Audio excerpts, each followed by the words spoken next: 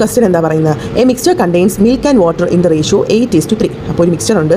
ആ മിക്സ്ചറിലെ മിൽക്ക് എന്ന് പറയുന്നത് വാട്ടർ എന്ന് പറയുന്നതിൻ്റെയും റേഷ്യോ തന്നിട്ടുണ്ട് 8:3, അതായത് 8/3. അപ്പോൾ നമുക്ക് റേഷ്യോസ് എങ്ങനെ കൺവേർട്ട് ചെയ്യാം? മിൽക്ക് നമുക്ക് 8x ആയിട്ട് എഴുതാം, വാട്ടർ നമുക്ക് 3x ആയിട്ടും എഴുതാം അല്ലേ? അപ്പോൾ ഇതാണ് മിക്സ്ചറിലെ കോൺസ്റ്റൻസ് ആയ മിൽക്കിൻ്റെയും വാട്ടറിൻ്റെയും വാല്യൂസ് 8x-ഉം 3x-ഉം. ഈ 5 liters of water added to the mixture. Okay, water എത്ര ആഡ് ചെയ്യുന്നതെന്ന് പറയുന്നുണ്ട്. വാട്ടർ ഓൾറെഡി 3x ഉണ്ടായിരുന്നു, 3x ലിറ്റർ ആണ്. അതിൻ്റെ കൂടെ എത്ര ലിറ്റർ ആഡ് ചെയ്യുകയാണ്? 5 liter വാട്ടർ ആഡ് ചെയ്യുകയാണ്. അപ്പോൾ എന്താണ് ചെയ്തത്? മിൽക്കിന് ഒരു മാറ്റമില്ല, സെയിം ആണ്.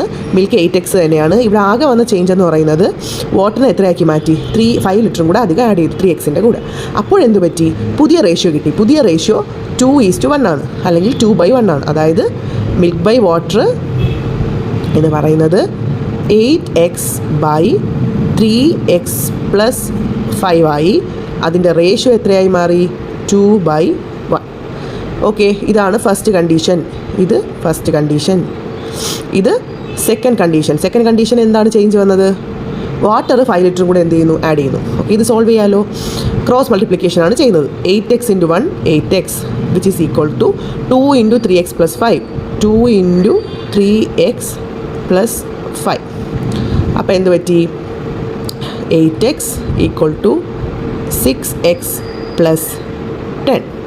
അപ്പോൾ ഈ 6x ഇപ്പുറത്ത് വരുമ്പോൾ എന്തായി? -6x ആയി. അപ്പോൾ 8x - 6x എന്ന് പറയുന്നത് 2x. 2x എന്ന് പറയുന്നത് എത്ര കിട്ടി? 10 കിട്ടി. അതായത് എക്സിൻ്റെ വാല്യൂ എത്ര കിട്ടി നമുക്ക്? 5 കിട്ടി. ഇത്രയും നമുക്ക് കിട്ടി. എക്സിൻ്റെ വാല്യൂ കിട്ടിയേ. Find the original quantity of milk in the mixture.